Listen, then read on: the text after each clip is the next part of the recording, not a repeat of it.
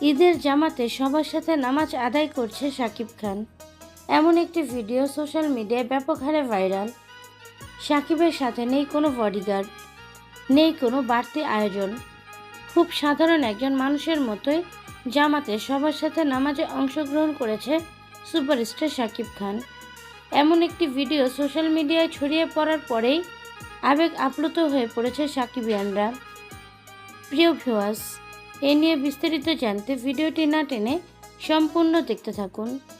ঈদের দিন চারদিকে উৎসবের আমেজ, খুশির আনন্দ। সেই আনন্দের মাঝে এবার এক ভিন্ন রূপে দেখা গেল শাকিব খানকে। শাকিব খানকে সাধারণত ঈদের দিনে খুব একটা প্রকাশ্যে দেখা যায় না। নিজের ব্যক্তিগত জীবন নিয়ে কখনোই প্রকাশ্যে আলোচনা করতে রাজি নন এ নায়ক। সেই শাকিব খানকে এবার দেখা গেল ঈদের জামাতে নামাজ আদায় করতে। লাল পাঞ্জাবি আর মুখে মাস্ক পরে সবার সাথে এক সারিতে দাঁড়িয়ে ঈদের নামাজ আদায় করছেন শাকিব। সত্যি এই দৃশ্যটি দেখে অনেক ভক্তরাই আবেগ আপ্লুত হয়ে পড়েছে। এর আগে কখনোই শাকিব খানকে এভাবে দেখা যায়নি।